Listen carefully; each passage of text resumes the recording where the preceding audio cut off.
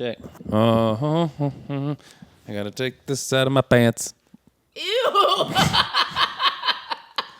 I met my phone.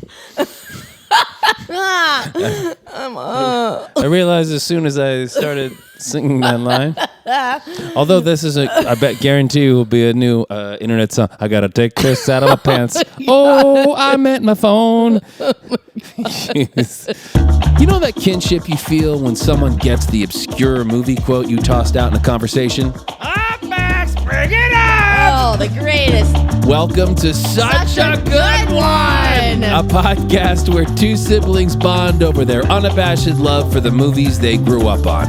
I'm Josh Cook. And I'm Jessi Cook. Come digress with us. You seem dead. You seem like you're dead. You know what? Don't breathe on my vibraphone. Stop saying weird things. I think I got most of it, but in case you see a white dust all over me, that's sheetrock. It's just sheetrock dust. I was doing ceilings. It's all over me. I didn't have a chance to take a shower beforehand. What's the stuff that's dangerous you put on the driveway? Is that limestone? On the driveway? Like I remember. Well, we use a lot of limestone mortar here because it's this like 200-year-old there's something barn. That's not good for you because when I was a kid, well, you don't want to inhale sheetrock dust. Dad was laying down. I guess it was limestone. I don't know, whatever it was. Like it was very dusty, little rocks, gray stuff on the driveway, and I rolled my whole body in it. And I was like, "Dad, look, I'm a ghost." And he was like, "Get that off your skin." Were you burning? No, but he was like, "Get it off." I'm like, "What is this?" Lime, we get this lime mortar that like they, I felt a little bit of like a tingle when you because you mix it with an aggregate like a sand or something. It's becoming a very different podcast all of a sudden. And like, well, it started off strong. And sometimes when you get like the lime, like I can feel a little bit. Some people it affects others. Lye is very bad. Well, yeah, for you. that's the stuff you put on dead people when you're hiding them, right? I like that you added right at the end to cover. It's nice. So you could help me care for him. Yeah, it's the stuff you put on dead people, right? Yeah, lime. No, but lime. But would you put that on a driveway like lye? That's for I don't know. I don't know. Well, I don't. Either way, I decided to roll my whole body in it, and I scared Dad. I was like, I'm scared. I'm a ghost. I don't know how old I was. I'm gonna hope it was really young. I have to say this about this movie. We're doing the cutting edge today. Yes. Which is a great one, and I had not seen since I was a kid. It's the shock of my life that you even knew what it was, and you picked up a quote from that. We talked about it. I used to love that movie. And I hadn't seen it in so long. Good. So long. And so I had to kind of watch it piecemeal. I couldn't watch it straight through because of, I don't know, life. And so I watched it in like 3 sections, vaguely the acts, I should say. And I found myself between actually both times. Like I was like, I really want to get back to that movie. Like, so cute. Like I really wanted to get back and watch it. And yeah, I know that most movies are probably like this, but for some reason when I was watching it this time, which is probably the 25th or 30th time I've seen it this year. It is like this year. It is like the movie of montages. This year, it is a montage, but it's a sports film. Oh, I love it, and you have to show. That's why it's the montages, and also I know all movies do this, but it's like it always starts out with a song. Oh, wow. Well, one of the things we absolutely need to discuss is this is 1991 or 2. The banger soundtrack that comes with this music in this movie is out of this world. There's a song. There's a song that I used to love because it's that one because when I was younger, I remember I had to get it on tape cassette because it was just like. Oh yeah. Oh, is that what they're saying? Turning it up? No idea because that makes sense. I don't really know. Because I didn't see that part, but wait. It's too aggressive. Go on. The one part, so I never know the words to any songs, and people make their own words up. I don't make up words. I just make up sounds. So I'll be like,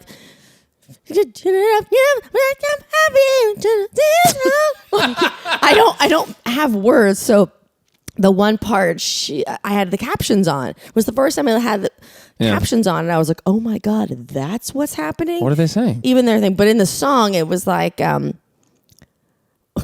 what I used to think it sounded like was, I can't be. She's saying something about a hot temptation. Oh yeah, and I had no idea. I was like, oh, so wait. it's not like I can't be. The thing is, they're all full of like raging banger hits. Oh my gosh. But I've never heard any of them outside of that movie. So violently 90s, this soundtrack. The worst it's one, insane. you know, okay, if you had to pick the cringiest scene in that movie. Oh, you've mentioned this before. You've mentioned your cringe scene, and I know you sort of did mention this, so I know it has something to do when she's drunk. Oh, we can get what there, scene? but it's like, and she's going she's like dancing? this, and it's like, Why do you feel that? Because she's drunk for the first time. That She's song never had a is drink. so awkward. The song. She's in a nightclub wearing a turtleneck and a blazer, and She's so very, awkward. I think it's very I character love the appropriate. movie. Ugh, what a bummer you're being. It's the song. It's terrible. All the music in this movie is just a mess. Like, it's just a mess. Is that at the end? Is that the guy that does turn my world around? All I know. It's not Joe Cocker. Like, who's the guy that sings? Oh, I think it might be Joe Cocker. I think it is too. And it Because really, I didn't actually look up any music But because I it's- just was like, I just kept writing over and over like, this music is amazing. Killer. And also, wait. but he sings the theme songs of so many movies that I love. Like, I think Harry and the Hendersons, and Well, the best one he ever did is The Wonder Years. oh God, well, His yeah. version of Joe Cocker's that song is amazing. insane. But his like I think 80s, he's- 90s love I think ballads he might are be. killer. I think he might be the only person who ever did a Beatles song that his version was better than theirs. I think that's the only person the only time that's ever happened. Yeah, Joe Cocker Feels Like Forever. Is that what it's called? But did he also do the Harry and the Hendersons? Yeah. I knew it. And he does the version. He does Blind Faith, I think, in What's Blind Faith? not Blind Faith. I'm sorry. The song by Blind Faith. God, Can't Find My Way Home. He does Can't Find My Way Home he in does? Benny and June, I think. That'd be really hard to best that original version. God, that I version love is that insane. Gosh, that's one of my favorite songs. Truly, I didn't know you knew that song. Oh my God, I love that song. I can't speak. I didn't I've know. loved that I didn't song know you. since I saw it, or since I heard it in Benny and June. But actually, now I got to look it up and see if that's actually him. But I didn't know you knew that song. This movie is the movie of, if you like a high-powered, like 90s montage-ridden. Oh my gosh! with Yes. the songs, and then it's just great. It really is fantastic. But I'm glad we got to talk about music because it really.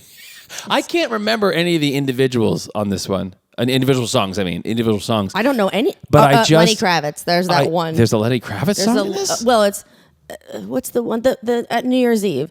I actually have a note about It ain't over till it's over. the New Year's Eve That's probably music. not The band actually- is insane. Oh my gosh. it's so great. Roger Ebert. The Cutting Edge is a marriage of two durable Hollywood genres. It's an underdog and training sports film crossed with the most beloved of all romantic formulas, the incompatibles in love. There is essentially not an original moment in the entire film, and yet it's skillfully made and well acted. And I love. This is why I love Roger Ebert. By the way, he gave this 2.5 stars. This is Ebert. This is his Out of Ebert. how many? This is 5? his. 4? This is his review from '92. How I hate. how many stars do you Although I'm very angry at Roger Ebert's website because it always Yeah, does but this. why? What? 2.5 stars. This is his original review from '92. But I love. This is what I was saying. I've mentioned this several times about him. He says essentially it's not original, but it's skillfully made and well acted. So basically, I mean, that's really the nutshell of it. We don't have to go through all of it. No, wait. But he talks about figure skating fans and it's the Olympics, and he's talking about how kind of ridiculous a lot of the premises, which is true to a large degree. He's tough hockey player forced out of the game by an eye injury, recruited to be her latest partner, and she's a mess. She, really It always difficult. is coming the big B. What a bitch. What a bitch. Their mission, dictated by the formulas of countless similar films, trained together over long months while fighting most of the time, meanwhile falling in love without knowing it, until their romance reaches a crisis point at the precise moment that they're going for the Olympic gold. If this material is is old, if this material is old as primeval cinematic sludge, the actors bring it a certain freshness. No. Kelly is effective. Wait, what? Did it move again? I can't. This RogerEbert.com drives me crazy. Well, to be fair, he's not living anymore. I'm trying to do. I tried to do the reader review. It won't let me do the reader reviews. Drive me nuts. I have a certain affection for movies like this. They get the job done. Aww. The cutting edge isn't really interested in discovering anything original about figure skating or the Olympics. It's all sports and romantic cliches, and yet the skating scenes, photographed by Elliot Davis, edited by Michael E. Polikow, are good to look at, and the actors have chemistry. It's basically it. That's well. And the thing I think he's right. Well, I was just thinking. And I love that review. You could do the synopsis of this movie in about 30 seconds. Go. It's just that. Do it. But you know when you do that, it gets real. Dana! Dana, get down!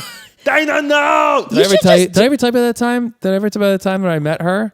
When I worked with her? No. I did? No. Eliza Dushku? She was doing that show, Did you say that Dollhouse. to her? Oh, no. But she was doing this show, Dollhouse, and I got some just guest star thing on it to be her boyfriend in a flashback scene. And so my first time on set was like 7 a.m. and it was a sex scene. Whoa! So my introduction to Eliza Dushku was like, oh, hello, how are you? And then it's like, okay, everyone take your clothes off, essentially. And she had pasties on and stuff, and we had to have a sex. It was fairly tame because it's a network, but it was like tame. But it was like it's really uncomfortable to meet someone that way, especially when all you can think about is Dana, get down! Dana, no! Dana was getting down, and I was like, oh, but anyway, that's how I met Eliza Dushku. Wow, that's super uncomfortable. Super uncomfortable. Wow. Sex scenes are the absolute worst. There have been times in my past, back when people wanted to give me work all the time. I turned a lot of things down. Because of that? I didn't. I turned things down, but there were definitely I would read a script, and if there was a lot of sex scenes, I'd be like, oh no, and I would not, just because I don't like. I also have a thing. I don't like sex scenes in movies either. I find it's like super unimaginative, and nobody cares. And there's a large contingent of Hollywood and artists that it's like sex is real, sex is truth, and you're just sort of like, but. I mean, is it? They're or not do we real. care? It's not real. Do we care? And why? And even if it was, I don't want. I definitely find myself whenever the sex scenes come on, I'm just sort of when can we get on with the story? Because I feel like it's not part of the story ever. It's but it's no, their love and their sensuality. It's yeah, we got all of that. This physicality, in most occasions, very rarely, I guess, is it extremely important for the actual story. And in those moments. Even what was the one last year that was something things pretty poor little thing poor little things I really enjoyed it. It was great, except and sex has a lot to do with that storyline, and to the point, but I find myself during about around the third act when a lot of stuff's going on, I was just can we could have used an editor here. I don't need to see this much. I don't need to see. Well, I get it. Let's move on. I like the implied stuff, like the old school, in The Goodbye Girl, when and it pans to a corner. Well, yeah, no, and The Goodbye Girl was we could have been touching and fondling all afternoon. Personally, madam, I think you blew it. Yeah. And she sneaks past him and the door closes, and it's so cute. Yeah, I think. I don't know. I personally am always bored, but I've never watched any, because the build up is interesting or whatever is interesting. The actual physicality of it's I don't like it, and I think of it all the time on set. It's so uncomfortable. It's so uncomfortable for me. Now they have what do they call them? I can't remember what they're called now. There's an actual position post Me Too. It's called a decency coordinator or something. I can't remember what it's called, or a privacy coordinator, whatever it is. The idea is that now there is a particular individual who is there and sort of controls those scenes, and they kind of make sure that the actors are comfortable, and which is great. So and it's I'm sure more awkward. And I'm sure for a lot of people is really great, and because I know people who have had really unfortunate circumstances happen in those scenes, and the certain people involved in it. So it's important. That's good. But everyone that I personally know that's had to deal with it, intimacy coordinator, that's what they're called, intimacy coordinator. Everyone that any actor I know that's personally had to do it is oh my gosh, it's the worst. and they're always just can we just, they're there and hi, okay, the intimacy coordinator, yeah, we're good. we're okay. Thank you. And I feel bad for them because they have to do their job and they got to make sure it's all good. But no one I know is like, oh, good. I'm glad this is happening now. It's just kind of weird, but important and a good thing. Just awkward, and eventually it'll work its way into like people will get used to it. But anyway, I don't know. I will throttle you. Throttle. Yeah. I don't know where that came from. Wait.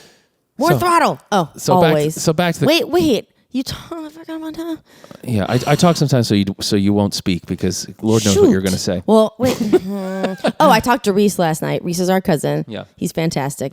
But he didn't know the podcast was out. He's very excited. Oh. He loves Arthur, and right away he was like, "Oh, John Gielgud's so great." I'm like, "Oh my God, you really know Arthur?" He's like, "Oh yeah, I can't wait to listen." The best. He has not seen The Cutting Edge, and he's going to watch it. Oh well, that's good. Well, I don't know. Cutting Edge is worth it. I think it's so. worth it. And I'll tell you what else. I don't know. You probably don't know any of these things that I know about this movie, which is that it was written by Tony Gilroy. Not only is this Tony Gilroy's first produced screenplay. Tony Gilroy went on to a lot of fame for doing the Bourne movies. Oh. He also did, I believe, Rogue One. He's done a bunch of Star Wars stuff now. But more importantly, he did Michael Clayton and Nightcrawler, which if you haven't seen is I didn't see Michael Clayton. Nightcrawler is fantastic. Is creepy. It is so and creepy. all of his movies, including Cutting Edge.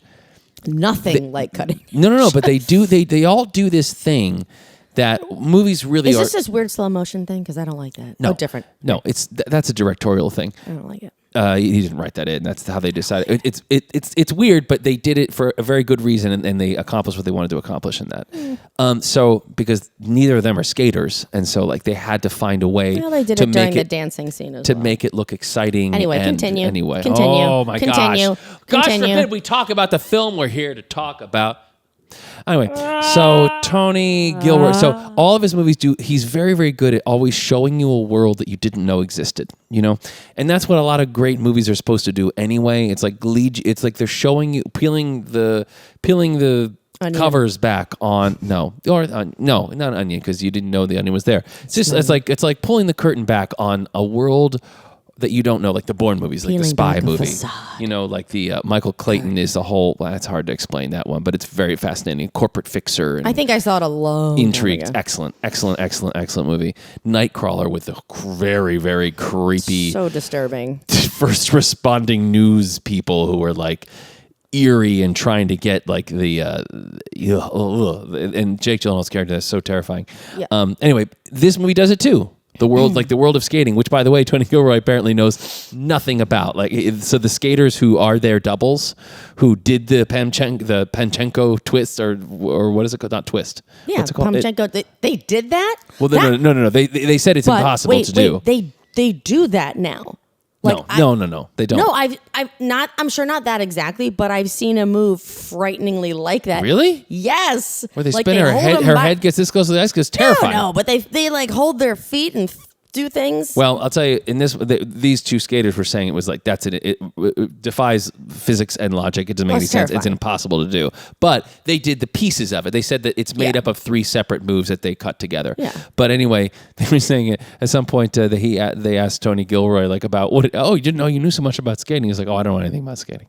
and I was reading an interview where I don't know if he likes this movie at all. He has a fondness for it because it was his first produced screenplay. Yeah. And when anyone ever asks him about it, that's sort of what he says. He's like, oh, it was the best because it got made, you know? And anyway, he met this producer who really wanted to make something. And the guy said, you got to make a skating movie because we need a skating movie every 7 years and we're due.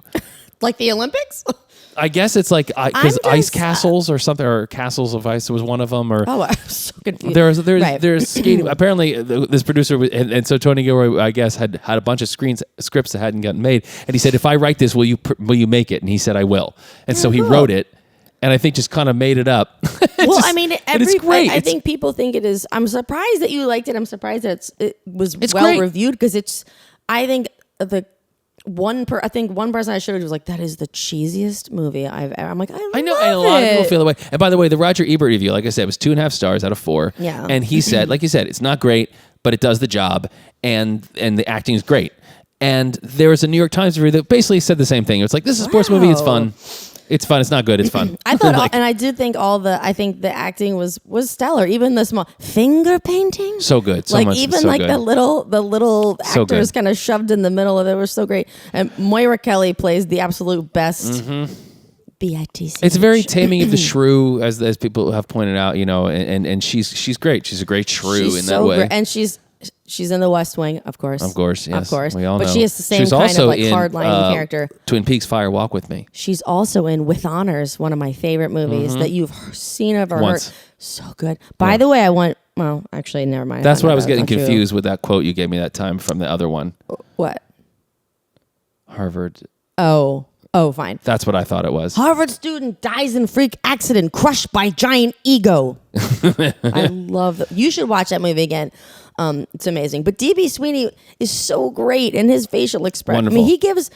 I mean, I think he could give some people kind of bro vibes, but he's really good. No, but he's meant to. Like, I know. That's what the role is. No, I don't mean that. I mean, I don't know. I don't know that you look at him and you're like, he's an actor, but he's really great. Oh, I think he was. He was actually discovered by Francis Ford Coppola. I can't remember Really? what. I just don't think you or see him Coppola, enough. However you want to say it. If you're that picky, I don't know which one's right. But he was in something. I don't know what movie that was. He was in.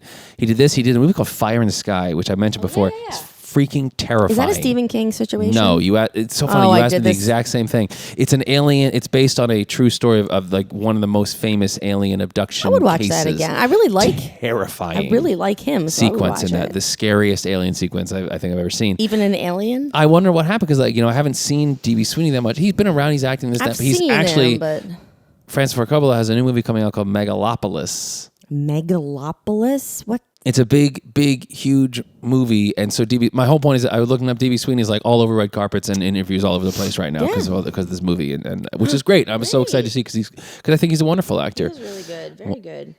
Yeah. DB, if you're listening, No, they're not listening. you don't have to be so negative. Wait, what's that from? My life. So negative. From Alicia. Oh, wow, you really are gonna get in trouble. Wait.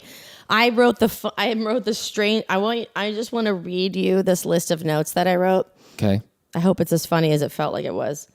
9 alarm. Gita. iDoc is a knockoff Dreyfus. I like the brothers. Always is coming the big B. What a bitch. Dad is giving David Nivens. Her skating pants give Gloria from Arthur. Speed drills, stick drills, road work. Turtlenecks make her mean. And then it just keeps going and going and Turtlenecks make her mean. I like that. So I am so I love this movie. I'm horrible. So you take charge of the what happened in the chronology, and I'll just jump in with my Yeah, but I will. But I'm talking about like the sort of the trivia and the behind the scenes stuff, which I think is fascinating. Which is this is directed by Paul Michael Glazer, who was the original Starsky from Starsky and Hutch. Really? He also apparently could not believe this directed The Running Man. Speaking of Dana, get down! I didn't see Early that. Schwarzenegger. That actually is a Stephen King thing. Did you ever see that show where he runs over things with a bulldozer, like a tank? Arnold Schwarzenegger would like get in a tank and run things over. It was might like be The Running Man. No. maybe. It was like a weird reality show. Okay, continue. Was that Just he keep in The going. Running Keep Man? going. Keep going. Were there tanks in that? It's been so long since I've seen it. I don't remember. He also directed some of the Amazing Stories episodes. Remember those? Remember that? You remember that? I remember the Stephen King stuff from the 80s? It was great. The scary ones. Yeah, Amazing Stories. No, the scary ones. Yes. Crypt Night of the Crypt. Tales from the Crypt? Yeah, Tales from the Crypt, and then the other one, which was the one that we watched. Was it Tales from the Crypt or Amazing the other Stories. one? That wasn't it. That's not it. It is. No, it's not. It is. There's Tales from the Dark Side. That's what it was. I don't even know what that is. Yep. Don't know. Yes. Anyway, you know who Pamchenko is? The actor is named Roy Dotrice, which I guess Is he actually a Russian? No, he's British. Really? Famous Oh, British. he's been in a lot. I recognize him. He's been in a lot, but also I know him. If you're a parent, you know from this too. He is the voice of a lot of the Disney stories. So like we would sometimes have the Disney stories playing in the car, like on road trips with Keelan when she was I feel like I recognize his voice. And his voice, he's very and he's a great. Does he do Beauty and the Beast? He does. I knew it. He does. I knew it. As soon as you said that, I'm he's like, a beautiful voice. that's where that voice comes from. Yeah. Oh, cool. Very cool. I can see that. I thought this was fascinating too. I was looking at Moira Kelly. Apparently, she's extremely or was Catholic, And so asked on several occasions, again, according to the internets, had to ask her priest for permission or felt that she wanted to ask her priest for permission to do certain roles. Oh. Especially ones that involved like any sex in them or whatever. Isn't that fascinating? Yes. Really interesting. Also, here's a fun trivia one for you. Hale. Oh, that name. And he's in everything. Is he in the Field of Dreams? That's what I was going to say. That's where I recognized him from. He's he plays dad. John Kinsella. Oh, that scene at the end of the movie. Want to have a catch? Oh, God. I'd like that. That scene will destroy you. Everyone, but especially any tough guy, watch the movies. I was talking to my coworker. We were talking about movies, and that movie came up, and he was like, "Oh, that no guy can get through that scene." I think. If you're whatever catch. If you can get through that scene, if you watch the whole movie, you can get through that scene, and you are not like as a guy, you're not crying. You have one no of my heart, favorites. Wait, one of my favorites too is when he says, "Is this heaven?" And then he looks around and he goes, "Maybe it is." And you're like, "Oh." That movie's insane. Oh, it's so good. Also, last bit of thing. These are good. I'm gonna belch. You're not born. Nobody says that. Bataresis. Ew! You're erasing that from this. Yeah. That's disgusting. You're disgusting. I just heard Mom go, "Oh, Josh, really?" That's why I'm cutting it out. I don't want Mom to be mad. She's already mad. I know. I don't care. Moira Kelly broke her ankle. Oh, I'm not surprised. The first week of shooting. And so, as you'll know, the dance scene, she's actually sitting on something and she's dancing like this. And that's maybe why it's so weird to you. She's dancing because her leg is broken. Her foot is broken. But this had another effect, which is that she was scheduled to play Gina Davis's younger sister in League of Their Own, but had to drop out because of the ankle. They had to push filming and all the ice skating stuff to the end of the schedule for her to heal. So Lori Petty got that role instead.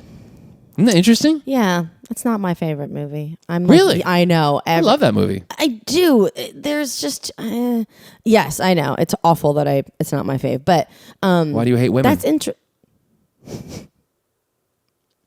Why do you hate women so much? I'm betraying the sisterhood right now. I get it. Yeah. Oh, you know what? I think it's because they sing that song in the locker room. It bothers me. Batter up. There's some cringy things in it. Wait. But it's all forgiven with. There's no crying in baseball. I have sorry. One of the best movie lines. I have this when he drops her when she hit the ice. Her tailbone would have broken. Okay, I do like your list of notes that make no sense at all. That makes sense. When if you read them it's very funny. It feels like again like you were talking and your phone didn't quite understand what you were saying and just filled in words. Yeah, which is kind of fun. All right. Well, anyway, we're going I wouldn't say necessarily we're changing a little bit, not going scene. We say scene by scene, but we really go line by line. The lines are so great. Fault. And I don't mind, but we're going to go kind of scene by scene, but maybe I'm not going to mention every single thing that happens because you know what? That's why you watch the movie. It's I get it. I think I've been too excitable and just going through every single moment. Do you think? We won't.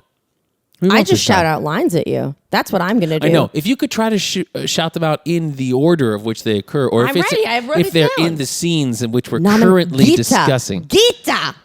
What's that? That's the one in the beginning of the movie. Anyway, I like the way this movie starts. Right. Yeah. No, it's right. It's right because it starts off with. It comes in hot. Yeah, Doug's in bed with some. No, it doesn't start like that. He's ice skating. He's like in the credits. It's like dark and you hear the. Oh, the credits. Oh, is that the alarm clock that goes off? Boop. Boop. I don't know if it. I don't know. Whatever. Credits might be that. It opens up with like him on, kind of beauty ice. They're both getting ready for. Yeah. Is it the Olympics? Yeah, it's like the Olympic trials. The Olympics in Calgary.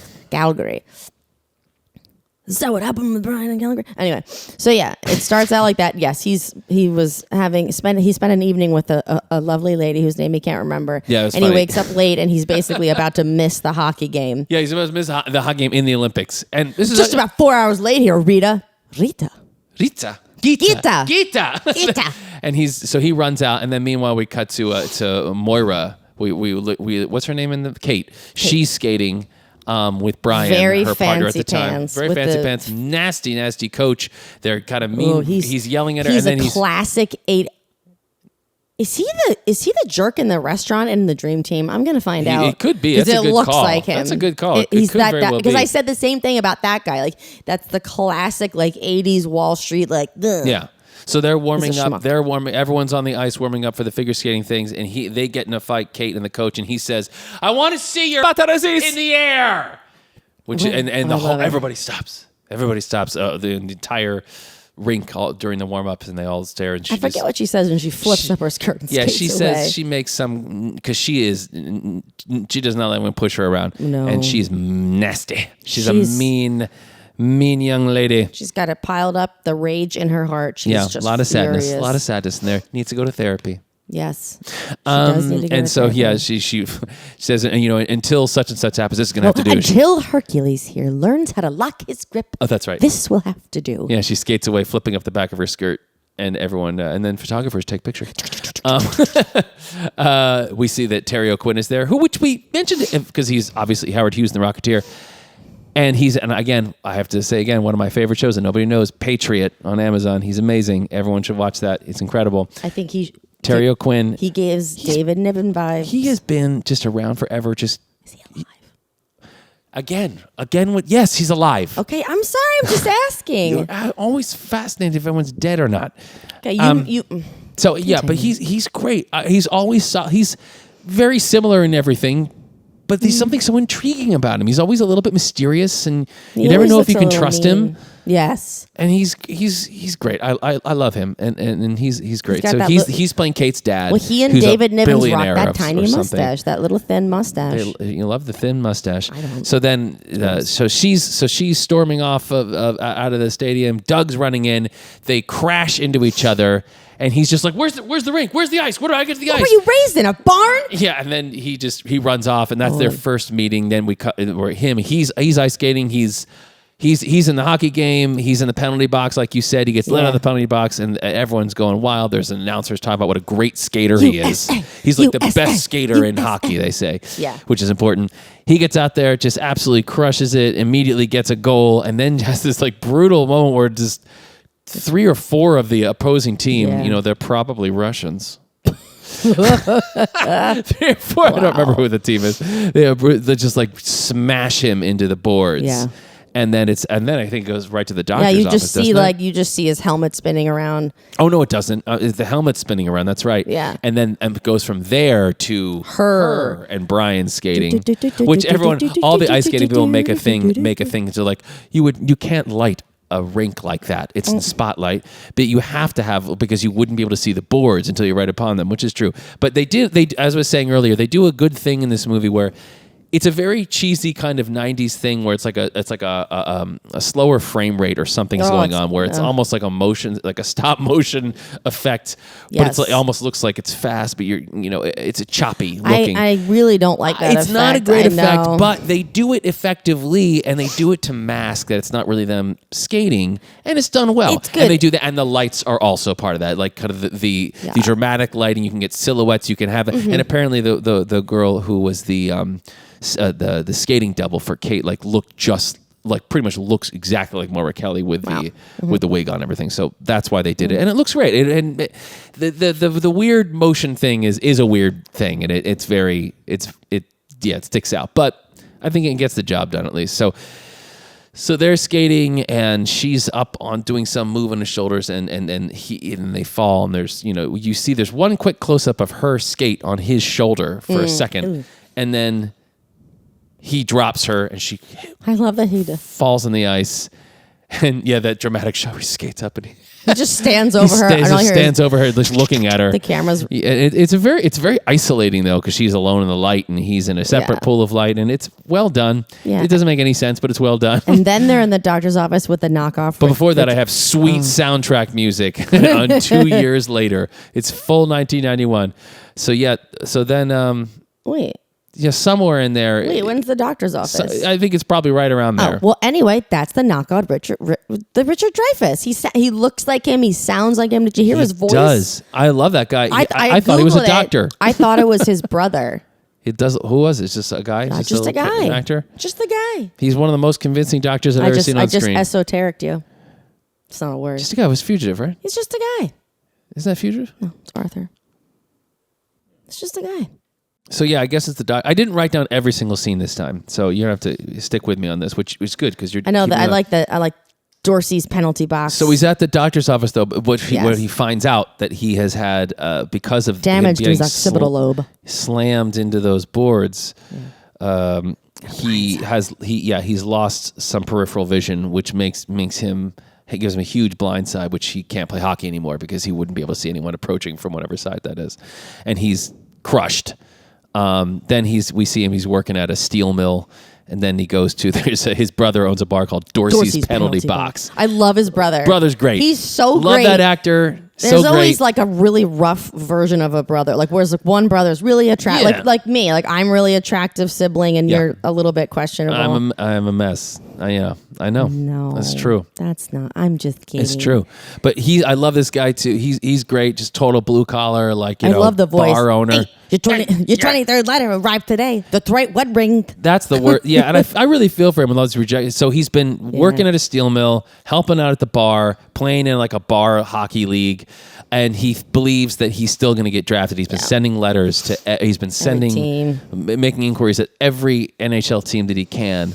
And in this scene, that he doesn't want to help the brother because he has something to do. And the brother's like, "Hey, your 23rd letter of rejection came today." Yeah, and it's from the Red Wings, I think. Yeah, Detroit Red Wings. Yeah, and so they get in an argument, and he's like, "What are you doing, man? You're playing in a bar league. Give me that goddamn letter. What are you gonna do?" He gets the letter. He gets the letter, and it's just like this sad. It's so sad. I really feel for him. Like I know that feeling well, and I know that, and it's hard. It's a hard thing to watch him, and he does it well. He's very simple. And then we're with Moira, who's now trying to find a new partner. Oh, and she's got that great line. She goes, "I've got laundry that can skate better than that."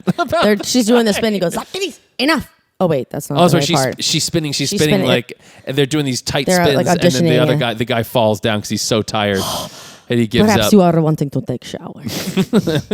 Yeah, and we're introduced to Pam. Is it Pam or Pavchenko? What is it, Pamchenko? I think it was Pamchenko. And so that's what Roy Dotri's playing. She has a new coach. He's this Russian guy. What's going on? Okay. So she's got a new coach. It's years later. They're getting ready, or not years. It's at least months later. Oh right. He's the new coach. Yeah, he's the new coach. Did you just? You know what? Get this? That just didn't even. Because he's the jerk. Because he's the replacement for the jerk coach from the thing. I didn't even think of it. I was thinking he was the coach for the Olympic team, and he is her personal coach. No, because this is years before. This is 2 years prior to. They're getting ready. Love that guy. So she's trying to find a new partner to replace the guy that at Calgary. So new coach, new partner. We get that the coach talks to Terry O'Quinn, and they're saying they've been through everything. They've been through every. We are at bottom of barrel. Bottom of barrel, and every skater knows that she is awful to work with. She is mean, and no one wants to work with her. And he says, "What's always is coming the big B." What a bitch. And the dad's sort of like, yeah. He doesn't even say anything. He's like, all right. And so he says, yeah, we're at bottom of barrel, to which the dad says, when you find another barrel. So good. Which is awesome. And then Pamchenko goes, somehow, we don't know how, but he shows up at Dorsey's penalty box, and Doug's working on framing something. Douglas Dorsey? You're sweet.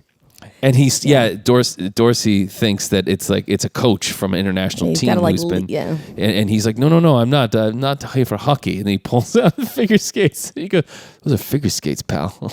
Yeah, I love this because I remember, the things you hear when you're young and you don't understand.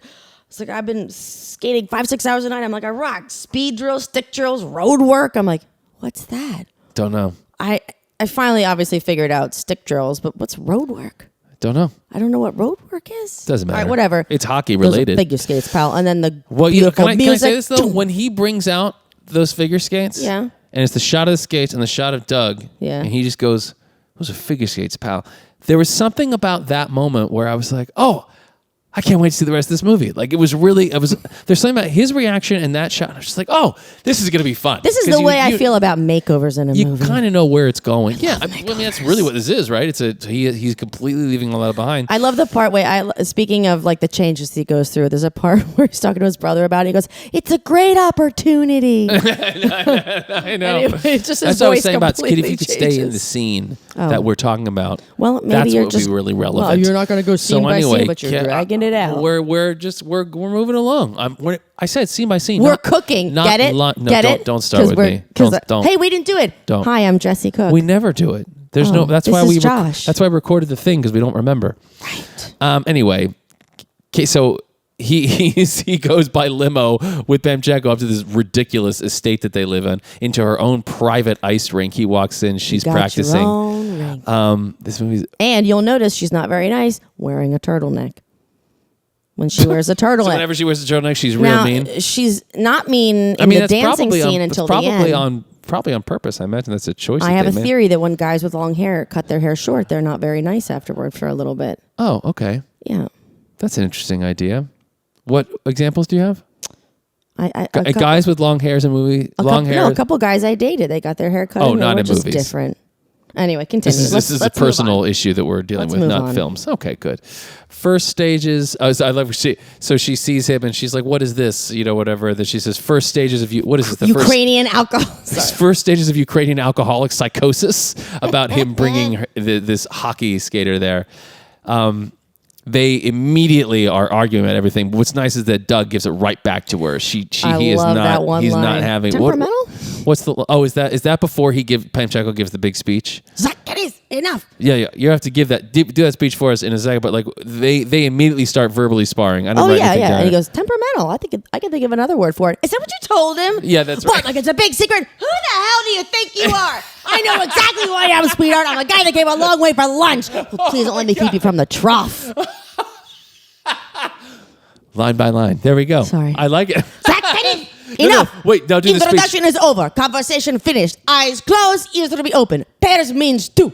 You have no partner. You are skating nowhere. Oh, where are you going? Back to Siberia? Skating on small pond is big excitement. Well, believe me, Gretzky, I am the last person who's coming to look for you. Good. We skate. I mean, there are some podcasts that actually play the audio. You don't need to. But I don't think we need to. I don't need to. Not with this kind of passion. You know what I say about those podcasts? Lazy. Passionless. Good. We skate.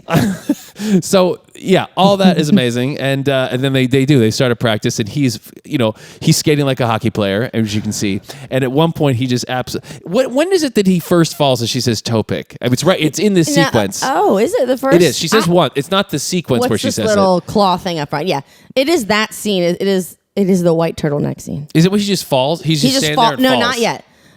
It's when they're skating. He goes. Oh no, he's standing there. He asks what it is. Yes. Then he falls. Then when they're skating and he's like trying to stop himself with a toe pick. Yeah, he tries to stop himself. And then she's like, toe and there's pick. a great angle. The camera's like askew on the ice, looking up as she skates into frame far away. Bends over, and goes, TOEPIC. Yeah, because then obviously in hockey they just like whoosh to a stop, and so he doesn't know how to use it. He has no idea. So then it's like a whole scene. TOEPIC. I said the first meeting with him was great. This movie makes me smile because I was smiling the whole time because it's and like those reviews said, exactly what this movie is, but they execute it so well, and they're both so charming and good and good together. It's. Again, not breaking any new ground, doesn't have to. It's a lot of fun to watch. I love the coach. Oh, and you know what? But I said this here. Going back through these movies, I'm someone who is very critical of films. Like I see, I'm like, no. Again, I see a lot of the things I don't like about stuff is when I see up front. But these movies, going back through these movies, I find myself being like way less critical. Yeah, way more forgiving. Is it nostalgia, you think? Or is it just like... I think it's because I know them so well, or at one point knew them so well, that looking at them again, I'm able to look past their flaws or see how the flaws are beneficial in some way. And how it's like, I'm able to just enjoy them instead of like, sort of like critiquing them as I go. Like, I don't care. Well, it's sort of like old news. And I come back to it and it's like a nice thing. And maybe it is too, like as you get older and, people...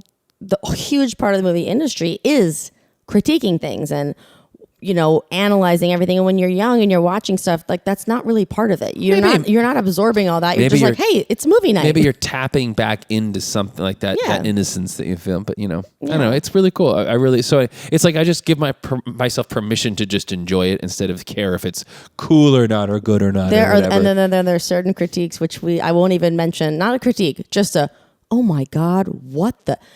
When we get into the Christmas season, and we get to do One Magic Christmas. Oh my gosh, that movie. That movie's amazing, but Insane. that's the biggest. Oh my God. Yeah, that one's bizarre. Oh, it's so good. So then they're in Jack's office, which all the trophies everywhere, and like the weird, creepy, empty gold medal case. I never noticed that. So upsetting. And then I was like, so he has there's a glass case for the gold medal that they don't have. Which is just so cruel It's to so her. cruel to her, yeah, clearly. And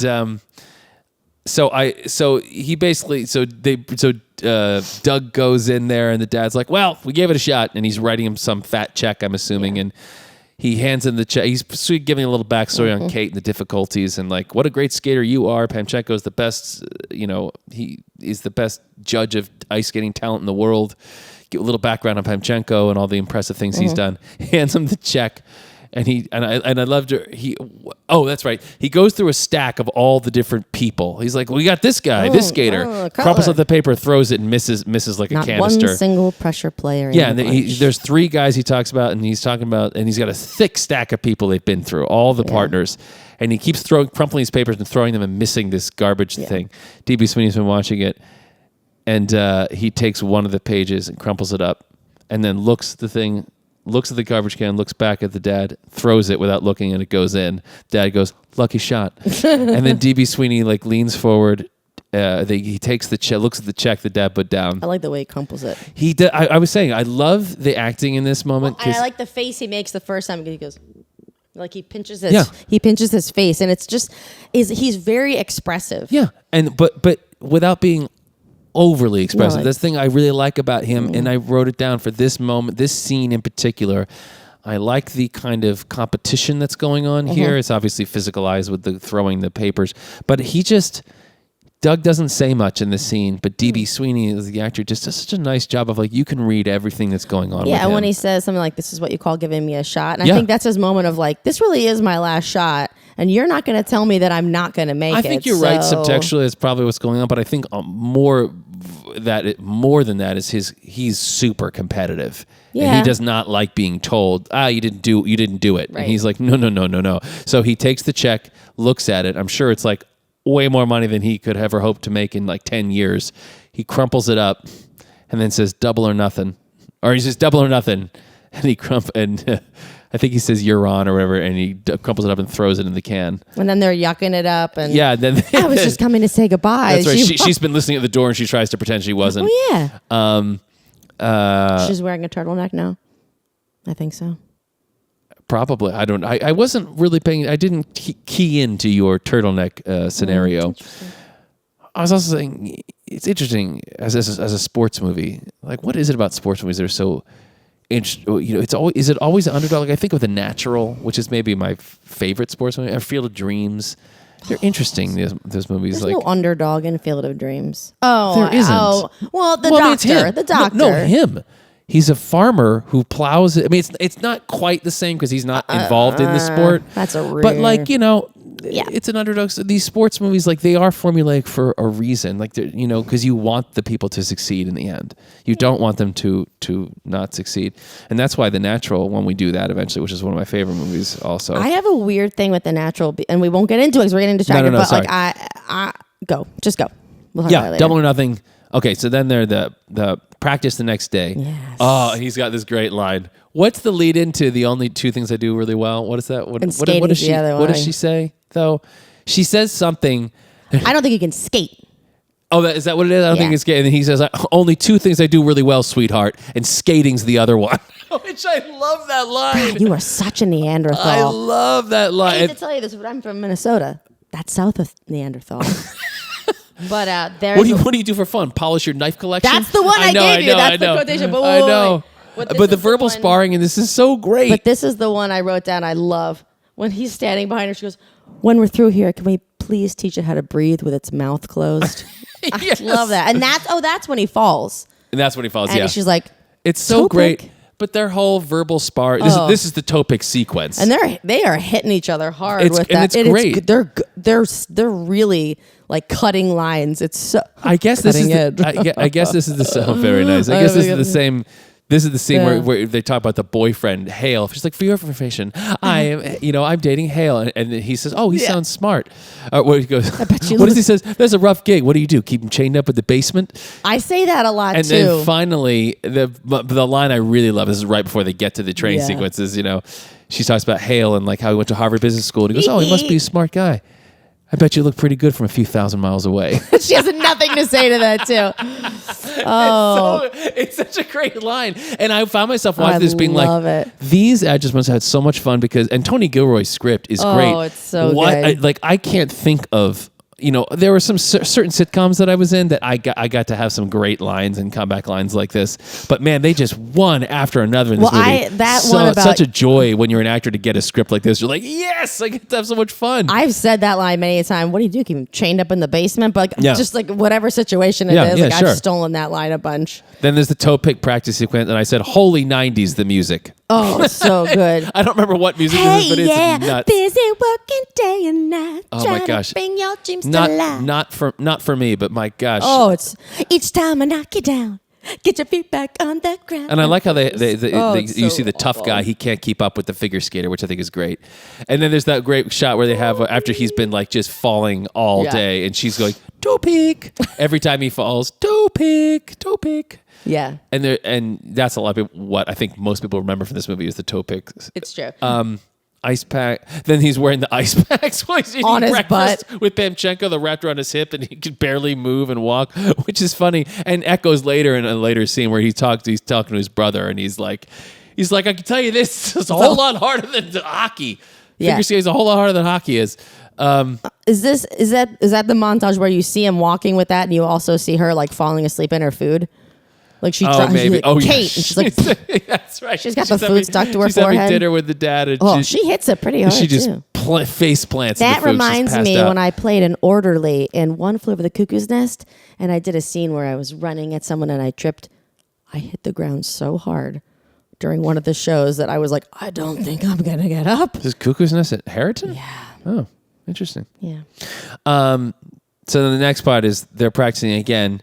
This is where he has the Doug can read. I love it. He opens the scene and it's what's the Zamboni. Zamboni's going around and he's like, and forever it took me so long to figure out. He's got his hockey skates and he's playing hockey with the Zamboni. Dorsey to Grunty, Grunty to Dorsey, Dorsey shoots, they scores. Yeah. And then he like rolls up next to her and they just start. Oh, they just start baiting each other. She's like, it's like their first serious conversation. She's wrapped in a blanket, reading a book in some loungy chair at the edge of this gorgeous skating rink, that insanely 90s coat.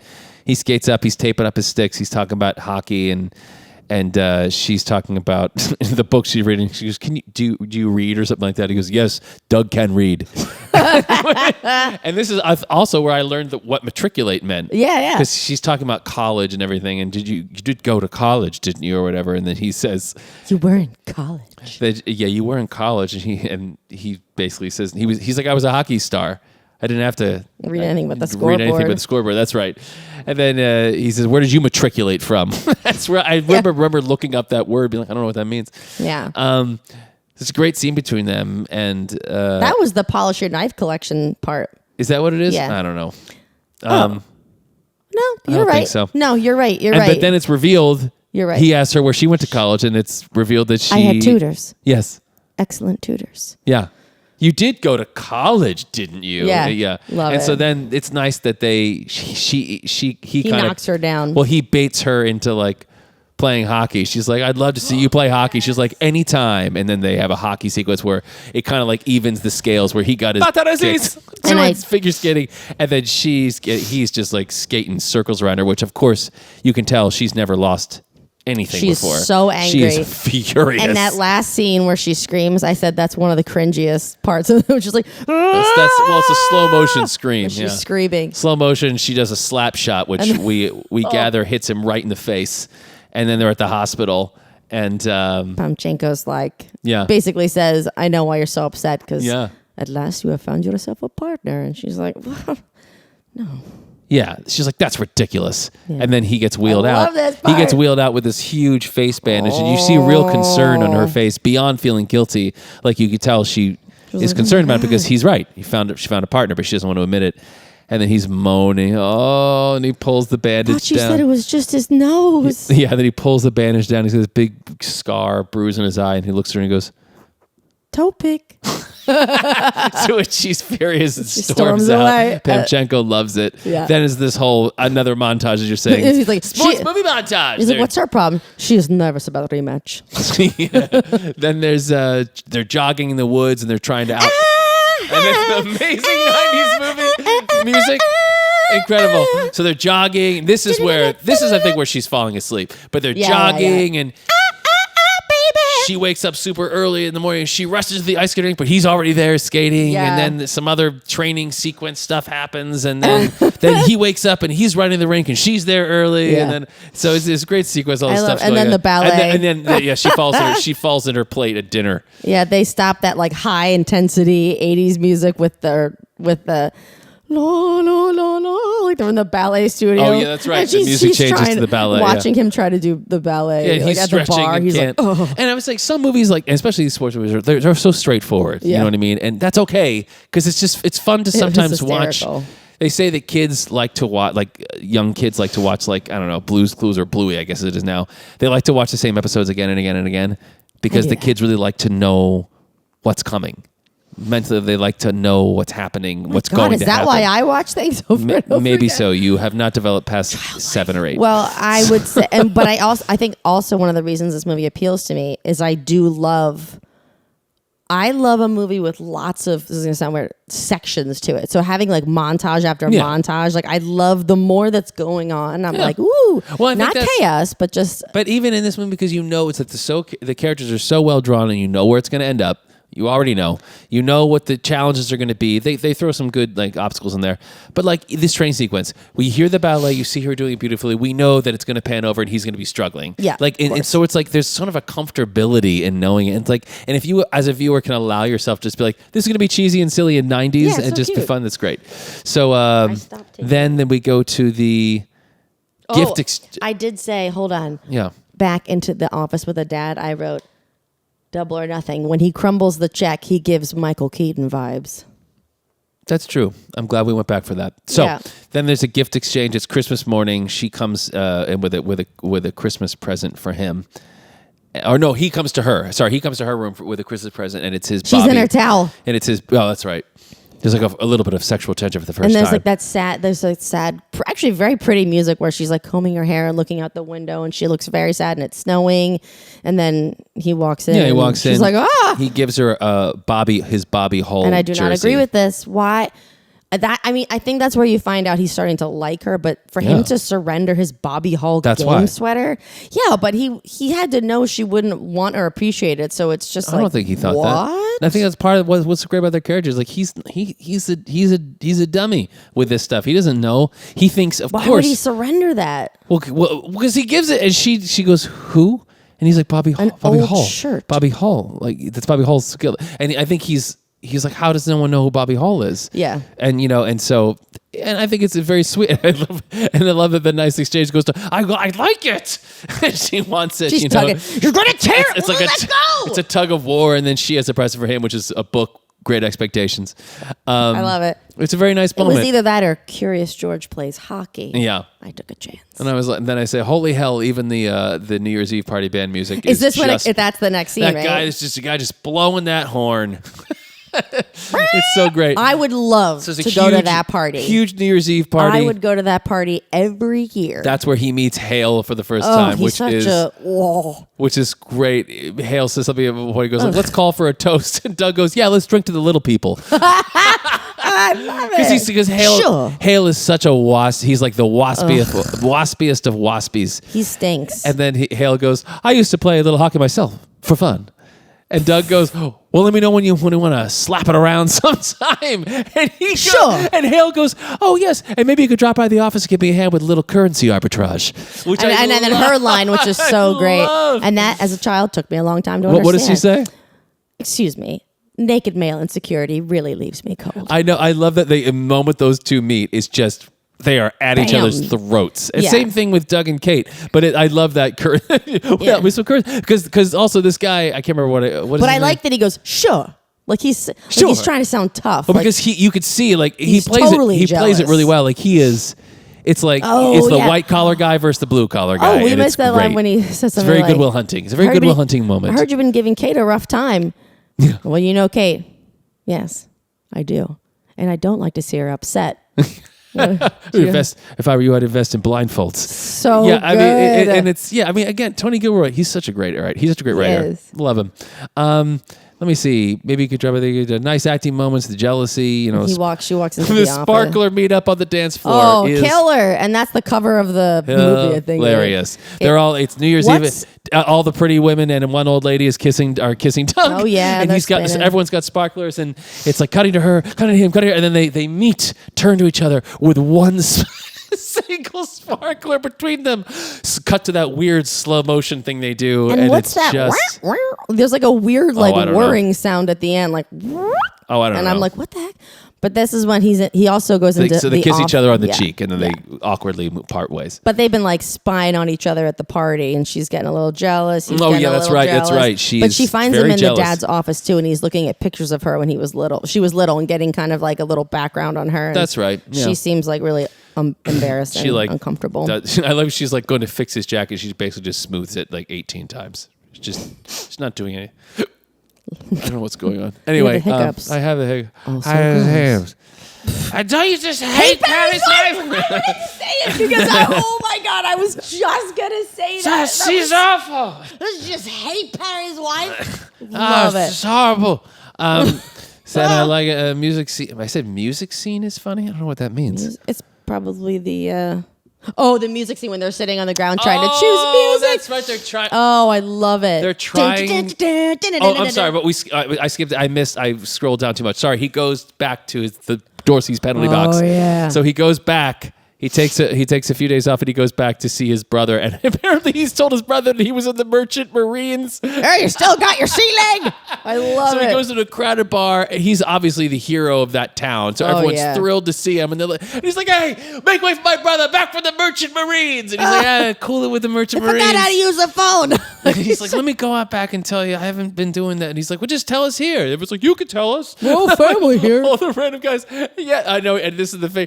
He's like, what have you been doing? He's like, I've been figure skating. And he goes, you've been what? And then it's quiet.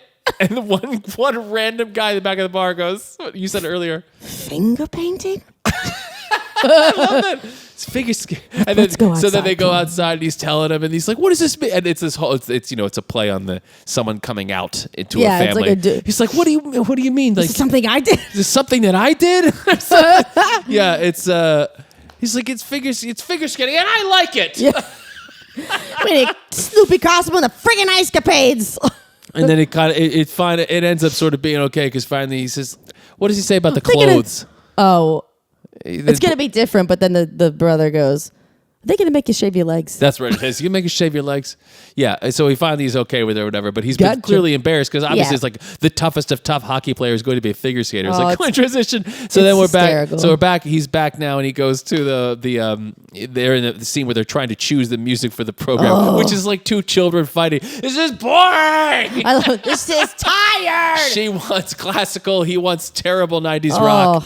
It's so funny. And they just keep switching it. And they keep switching it. And each one turns it up. Each one turns it up every time. They're like, no, this is boring. Everyone's going to be using it. So this wins you the gold. And up. And finally Hale comes out of the other room and he's just like, hey. I have a 6:30. It's after midnight. I have a 6:30 appointment. Yeah. Well, we were just wrapping up. Yeah. So great. It's a fun scene. It is. Then everyone's at a dinner and they're psyched for the pre-nationals dinner. Wait, when do they pick their costumes? Because I like when he rips that thing off. Oh, I might have accidentally skipped They're that picking one. their costumes. I think it's kind of right after the brother makes fun of him and the costumes. Is that the costumes? Maybe not right after, but they're in the costume shop and he is head to toe in this frilly satin... Terrible costumes. Dandy sort of thing. And they're trying to pin the bow over his... whatever. Looks like a matador. Yeah, it's like a Codby situation. Oh. And the guy's like, we don't want to hide his light under a basket. And so finally, like, I don't know where to put it. Here. And he grabs it and he rips it off. That's it's a right. good ASMR with the beads going everywhere. And he goes, I know. How about here? And he just rips it. He starts ripping the whole costume apart. And then I think it's like that might have been pre-music. because then the music, and he goes, "This is like the costumes." That's like right. he's Sorry. so angry. Okay, anyway. Like I said, I didn't write. This is why I write down scenes, because if I don't write them down, I don't know what's happening. So then they're at the practices are going well. I think there must be a scene. There's a scene where they clearly complete the routine well, and he's like, yes, or whatever. Oh yeah, yep. She doesn't get her skated. Yeah. Somewhere in there, he's there. He's made it. So they're all psyched. They're ready to go. Everyone's super psyched at this celebratory pre-nationals dinner, and that's when Hale decides to ruin everything and propose. He's such he doesn't even schmuck. propose. He's already proposed. He announces he's proposed. She's like, don't. The dad's like, wonderful, and Doug's like, oh, that's great. And we really see it like it stings. Do you have any water? No. I'm thirsty. Well, you should have thought of that beforehand. Okay. You want to go stick your head under this faucet and just slurp? No. Coach, so then I guess it's after that she's in the rink, and then the old coach shows up. He's a total jerk. Ugh. And he basically is like, who Rick is this? Tuttle. Rick Tuttle was the great name. He's coaching this other. The former partner is in another couples, but we don't know this quite yet. But he's the coach for the other Americans in real competition. He's basically like, "You're going to get killed out there. If you wanted to skate, you should have come to me." And he says, "This guy, a hockey player, you're going to get laughed off the ice." And that's what she's like. This guy, he's going to make you cry. He's so good. And then Doug's listening. Unbeknownst to her, Doug is listening. And you think. She sees it, and she's a little embarrassed, and she skates over, and she says something like, "Don't let it get to your head." And you think it's going to be a nice moment, and I love that it isn't. He just looks at her and he goes, "Do me a favor, take the rock off while we skate." It's cutting the hell out of my hand, talking about the ring. And I love that it isn't like, it's just like he is right. He's pissed. Does Rick, is this... Yeah, he goes, you still blaming Calgary on Brian? Yeah, there is a mention of that. And that's one of the first time. Maybe it is the first time where you get the idea that maybe it wasn't her partner's fault. Like that she has some blame in losing Calgary, because it's clearly been in the dad believes it, and she believes like, well, it's Brian's fault. That's why she's searching for a new partner. Brian couldn't cut it. All those guys couldn't cut it that they were trying out. Yeah. And so, but yeah, he makes some mistake about you still blaming Brian for Calgary. You're right. That's the first mention where we get a sense that maybe there's more to the story. And of course, the first time you see this movie, you totally miss that shot in the beginning where her skate is in his shoulder. Like there's a shot of it, but you don't really think about it for a moment. By the way, he goes to Dorsey's penalty box. You don't see him watch this, but she gives him the video of them skating. Now, what confuses me... Is that then? Maybe not, because I know she gives it to him before, because she's like, you got to tell him this weekend. And he's like, I will. I'm going to tell him this weekend. But I was always confused because I don't think she gives him that. She does before he goes home, I think, unless he goes home a second time, because I don't think she's like, when are you going to tell him? Of what they've been doing. Yeah, I said that. Later on, he's looking at Brian. Right, and I always thought that was the same video. No, but I'm saying she gives him a video at one point of them skating for his family. But yeah, at some point, anyway, because she wants his family to come to the at Nationals. Some point, he's watching. He clearly hasn't told them that he's coming to the Nationals yet. No, but at one point he watches and he realizes she is the problem. Well, that's way later. Can you hold on, please? Oh my gosh. So so from there we go to the Nationals, and that's where they meet the old partner who's now with a redhead, Lori Pedorovsky. And she's like this cute redhead, and that immediately is like all smiley with Doug and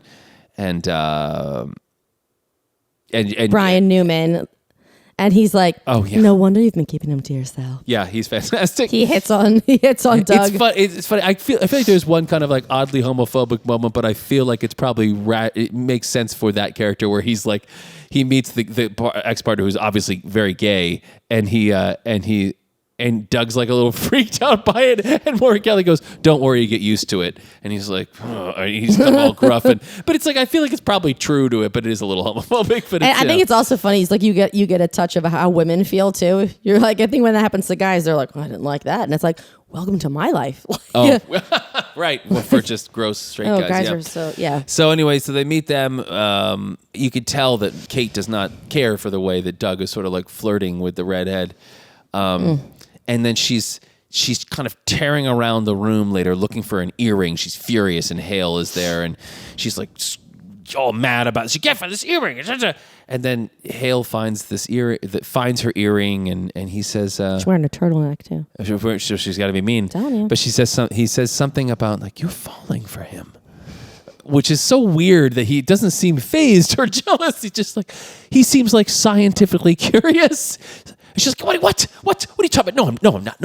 She's like, yes, you are. He's so creepy. You're falling for him. It's so creepy. He is really creepy. He's so creepy and weird in that. Very waspy, and that's what those guys are like. You see how you are together. We're always fighting. Yeah. Foreplay. Oh, that's what it is. He goes, foreplay. It's like he's ew. Yeah, it's like weird. It's almost like he's like, call the front desk and get a room of your own. It's almost like she's so mad at him too. Yeah, it's almost like he's like, we should invite him over for a yes, it's very creepy. Yeah. So then they go to the Nationals.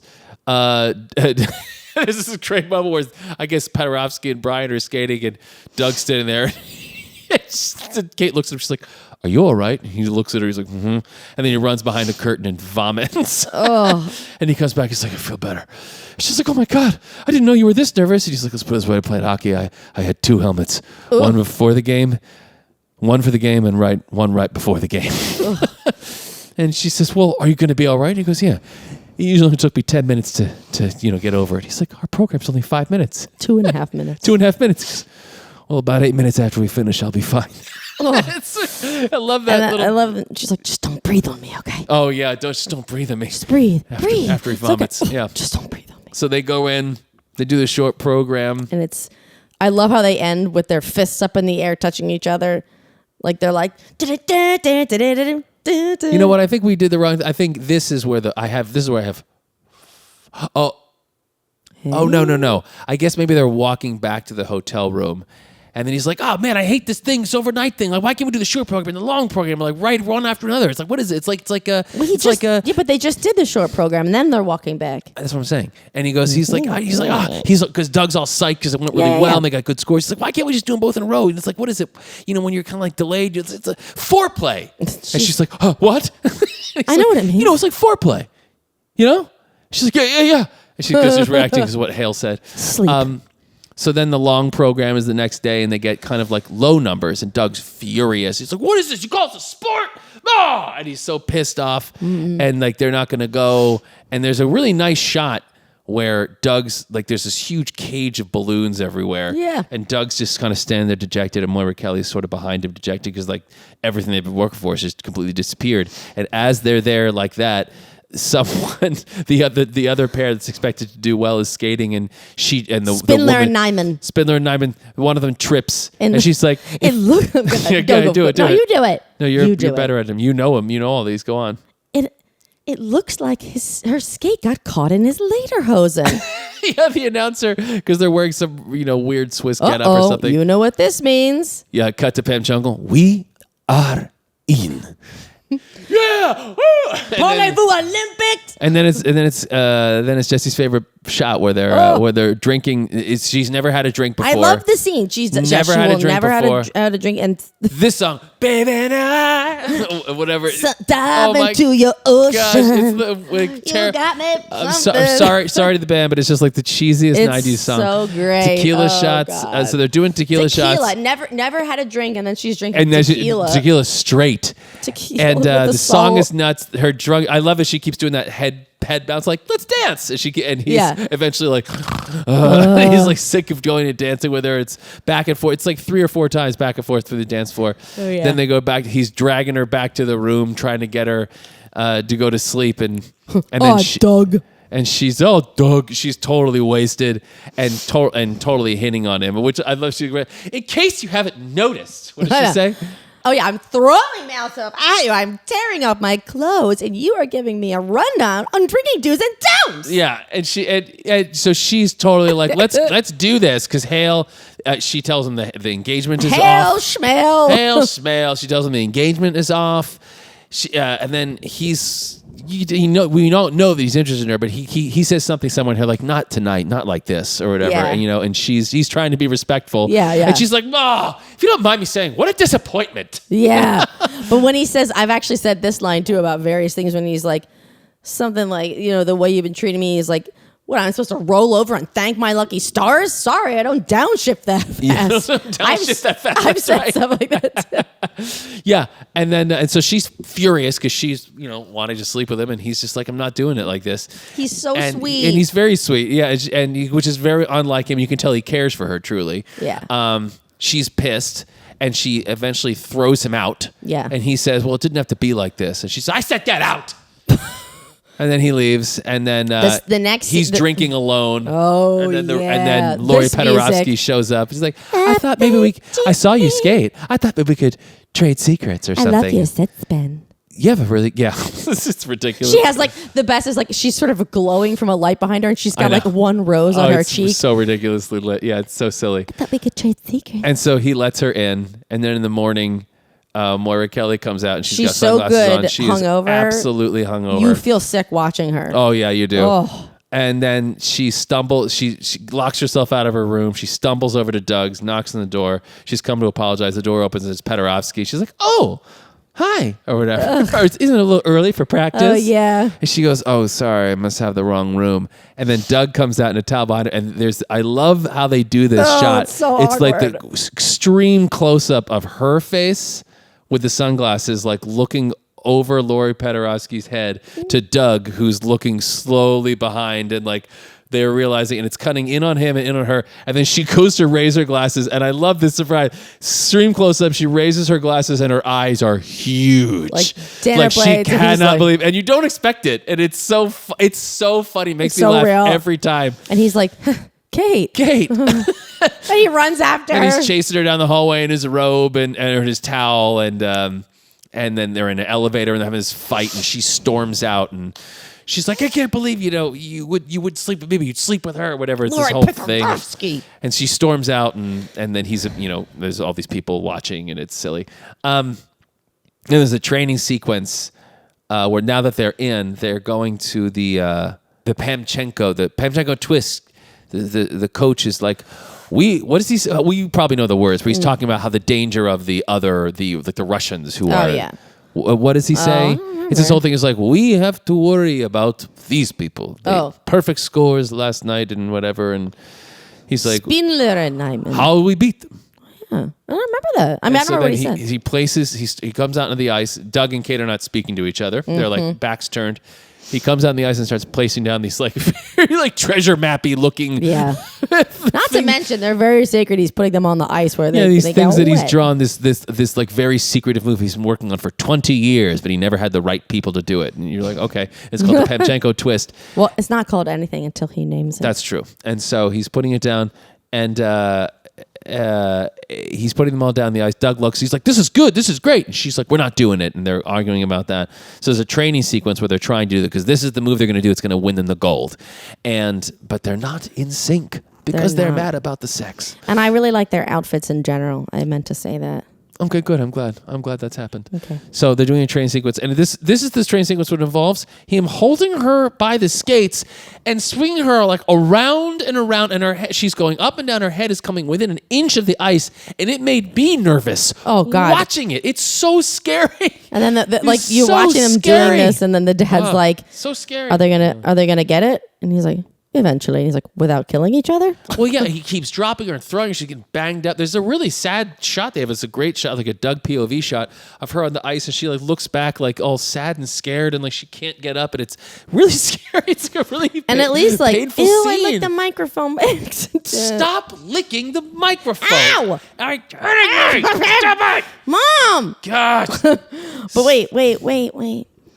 And he doesn't go to help her, but you do see a look of concern where, like, not like Brian when she falls and he's like, you mother.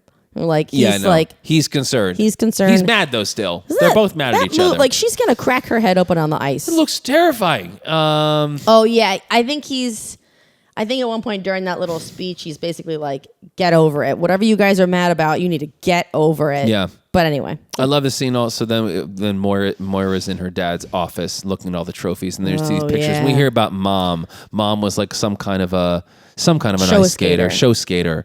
Always dreamed of the Olympics and all this stuff. And Moira's starting to question why she does any of this, and why, like, and sort of is putting it on like the dad a little bit. Like you're getting a picture that the mother died at some point when she was very young. Yeah. And I think that the mother's dream was the Olympics. And so I think the dad made it the daughter's dream. Mm-hmm. And they both sort of like were in it together mentally, but like, I think she was sort of forced into it. And is this the line? She has that great line about, I just wish that we could go back to win or lose, I could just be your daughter. Was that it, or is it later?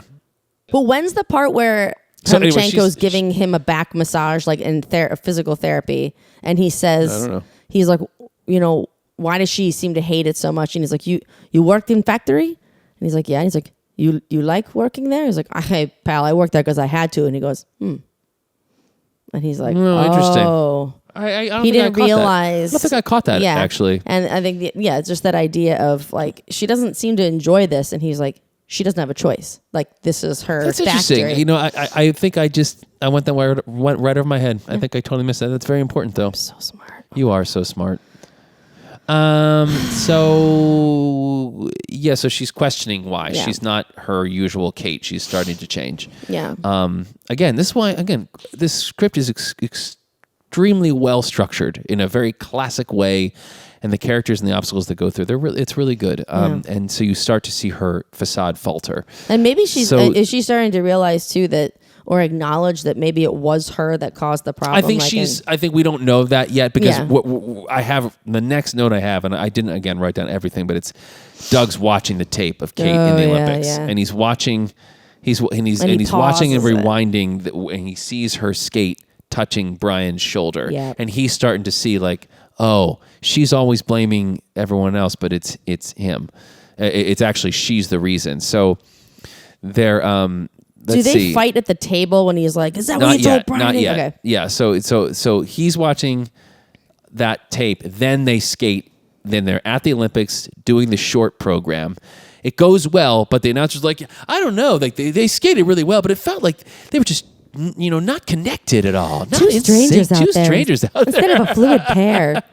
Yeah, so they're technically fine, but like they are mad at each other still. They're not getting along. This is when I wrote this down because I don't know why. I don't know, and I can't think of when this happens, but when I hear this all the time, 5-4, 5-4, 5-4, like their scores, and I think that's actually earlier. But it might be. That earlier, might be when they think they're not going. It's weird. Like if we have teams at our school, and it's like 5-1, 5-2, 5-3, and someone's like, if they call like 5-4, I'm like 5-4, 5-4, 5-4. Yeah. I can't help it. Like that connection.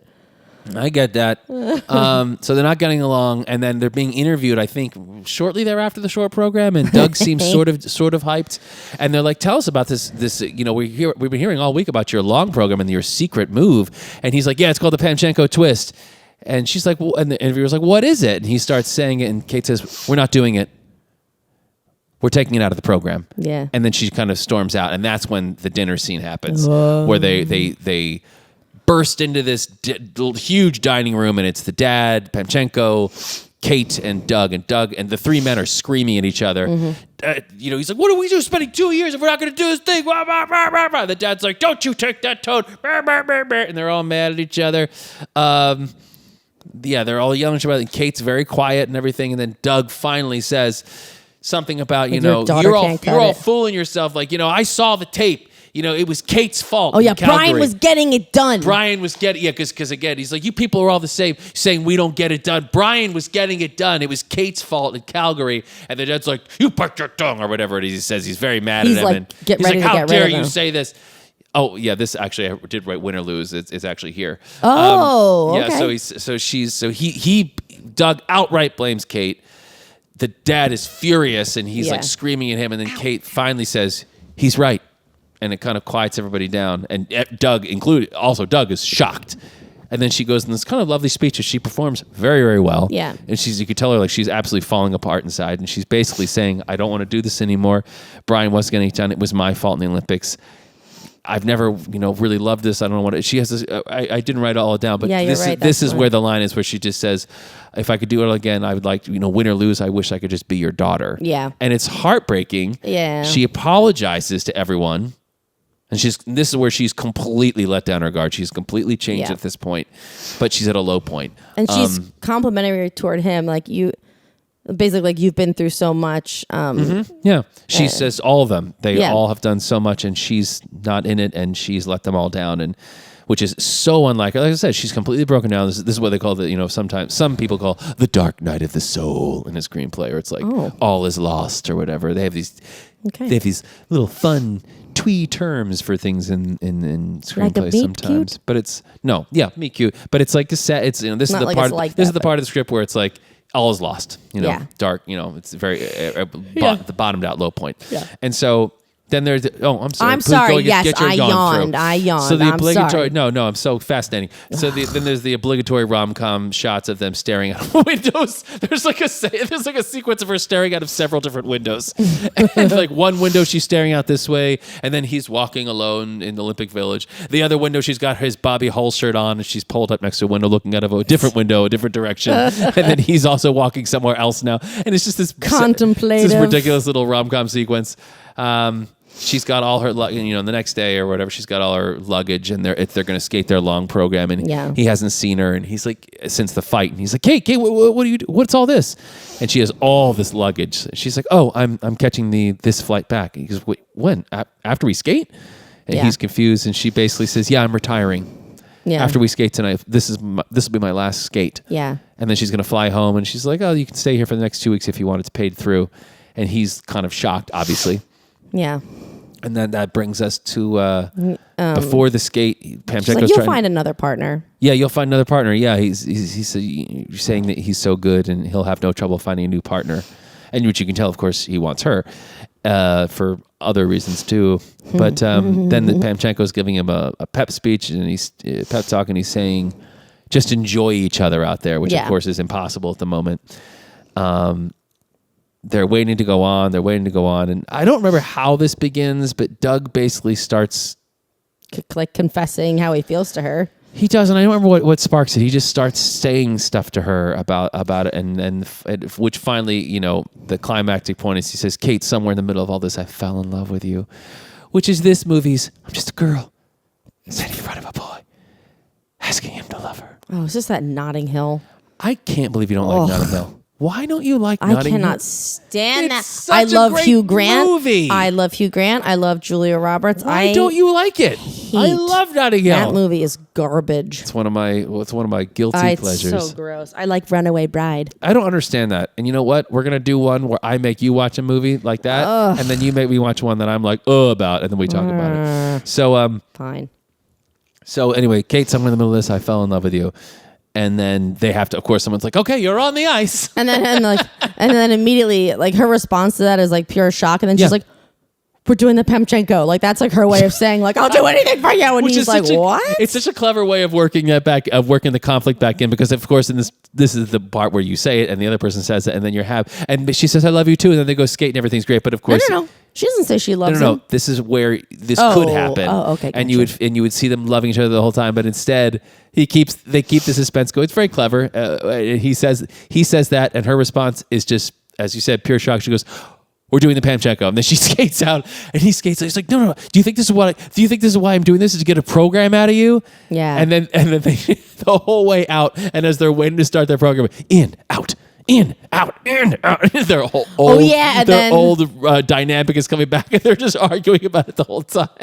And he's like, why? And she's like, because I'm in the mood to kick a little. That's right. That's the thing. They're saying they're about to start, and it almost sounds like they're starting late in their program, and he won't do it until she says, because I'm in the mood to kick a little ass. And she cracks a little smile, and he sees, okay, she's enjoying this finally. Like, she wants to do this. She wants to skate. Sees the passion. She's there with him, and so they do this. Of course, it's a wonderful routine. And his mom would say, "Oh, I love those unis."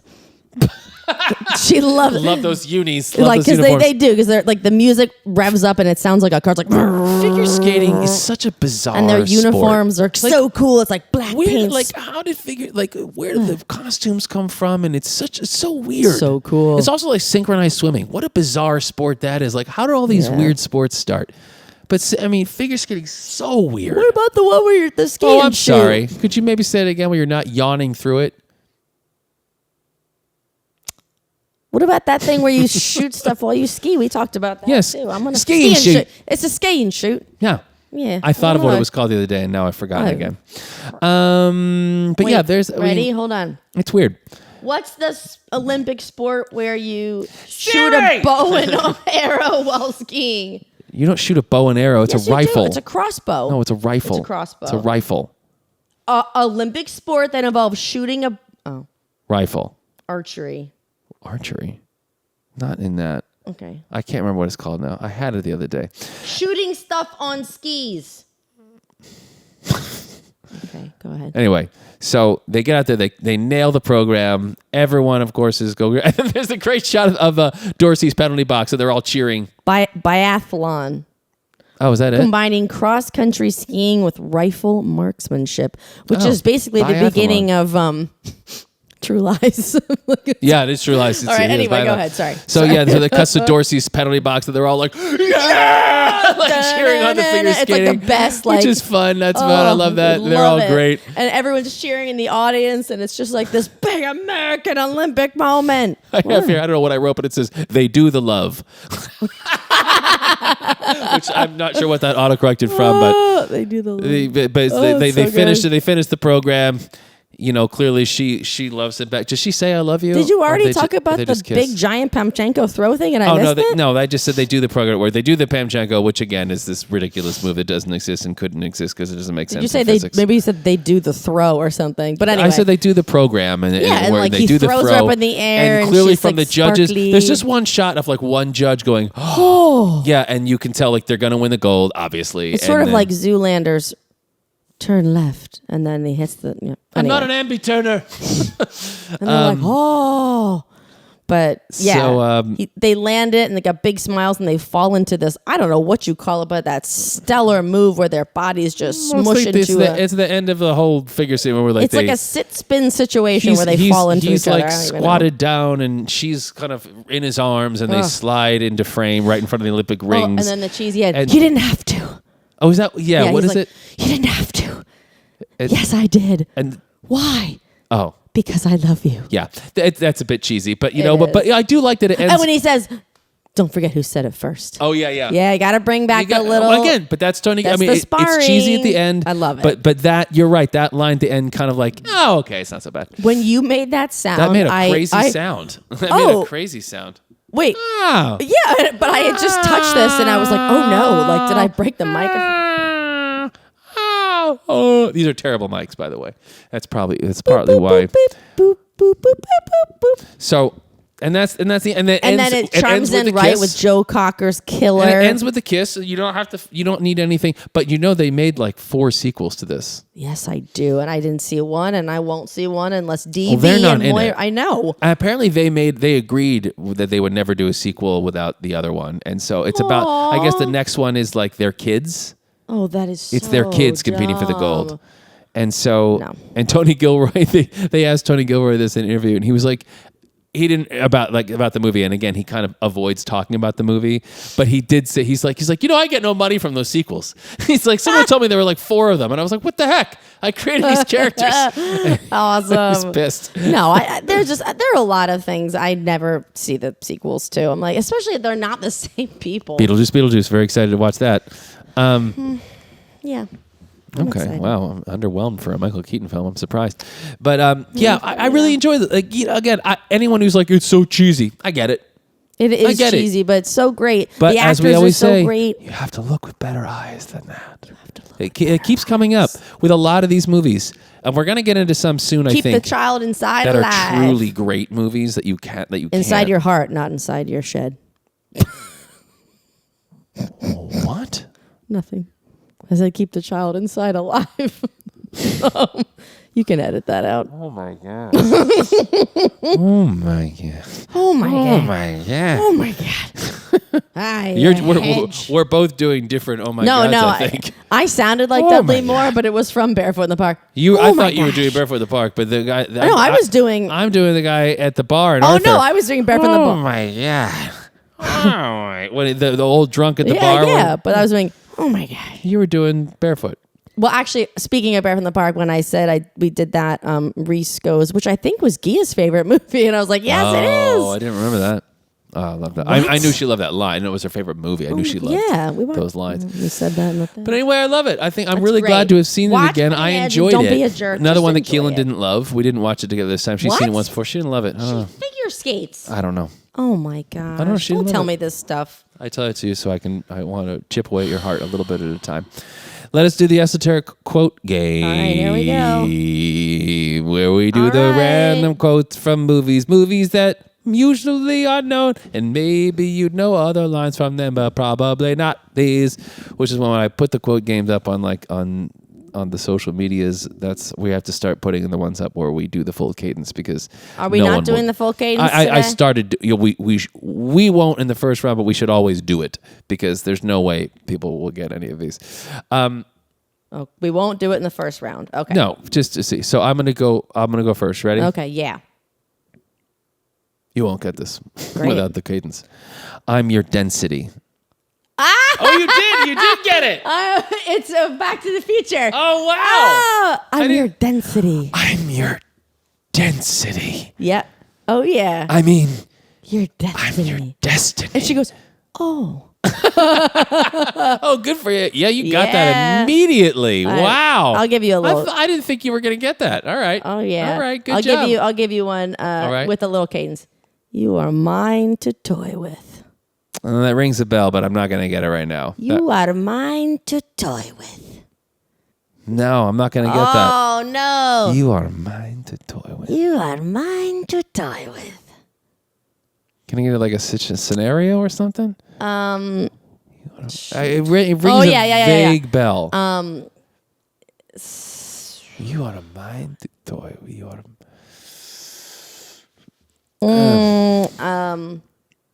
You are mine to toy. I'm here. Speaking of underdogs overpowering someone. It's very vague. What kind of movie is this? An adventure fantasy. It is an adventure. Yes. Oh. You are mine to toy with. It's not Willow. It's Willow. It is Willow. Where? When? Brownies. Oh. You are. I think when Val Kilmer's like in the he's like tied up. And he's like, you are mine to toy with. That's right. Yes. Wait, what is this? I'm surprised. You are drunk. And when you are drunk, you forget. I am in charge. Okay, which way? We go that way. Beer. I told you. Well, I'll save that for Willow. Right. I'm surprised. What, you work with him too? Yes. I'm surprised I missed a Willow one. It's shocking. You are mine to toy with. The stupid daikini. I stole him when you were taking a pee-pee. I don't want to try. How about this one? This is two people talking together. Okay.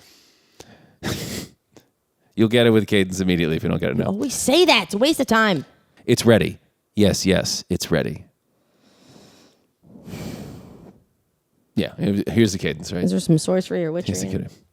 It's ready. Yes, it's ready.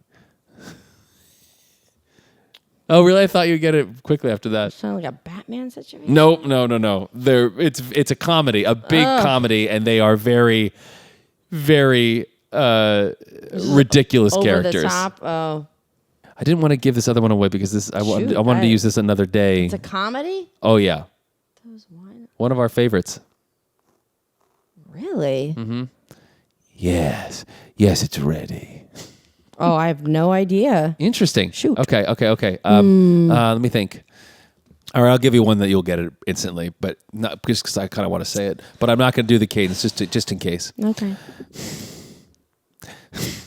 It's so tough. Up, you idiot, up. Oh my God. Up, you idiot, up! Oh yeah, let's bring it up! Oh, the greatest. Oh, sorry, the great race. It's so that when he walks in and he's done the car and he goes, "Look, it's ready." Yes, yes, it's ready. Never would have gotten that. Oh my God, I love that movie. It is. Push the button, Max. That has to be. I'm excited to do that one day. Anyway, okay, so The Great Race, which is a classic movie. Blake Edwards directed, Natalie Wood, Jack Lemmon, and Tony Oh, Curtis. Tony Curtis. And Oh. but no, who's Peter Falk? Peter Falk. Oh my God, yeah. Those two. It's Professor Fate and Max. Oh, I love. Look, it's ready. Okay, you keep saying that. I still don't know what it is. Yes, it's ready. It's the car they built. All right. It's the car they built. All right, what's your second one? Look, I'm really tired. I'd like to go home now. Oh. Fugitive. It's Julianne Moore. Yeah. It's Julianne Moore. An early appearance by Julianne Moore in The Fugitive. Look, I'm really You tired. keep trying to do Fugitive. What? I don't think you're ever going to... Well, maybe it just speaks to the fact that we recognize them. How about this one? How can you be so obtuse?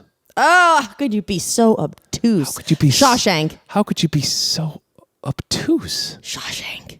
Yeah. Shawshank. That was probably an easy one. Oh, I love Shawshank. Such a fantastic and quotable movie. I have one. Okay, How could you be so obtuse? I think I have two now, and one is like, oh my God, you would get it instantly. And one, Well, I've given you some easy ones. All right, ready? Venice. Oh, I am shocked. no, it's Venice. yeah. I mean, I for sure know it, and I feel like I'm having a weird synapse issue. Awesome. Venice. But where are they? Venice. Are they in Venice? They're in Venice. Oh, I thought that. Oh, No. I think he steps off a gondola. I think I said it when I went to Venice with Mom. I'm like, Venice. Oh, well, yeah, of course. Yeah, Last Crusade. Yep. But when is that? When he's looking for his dad. It's the first time he goes over there because his dad's gone missing, and he meets Ilsa at the dock or whatever. Yeah.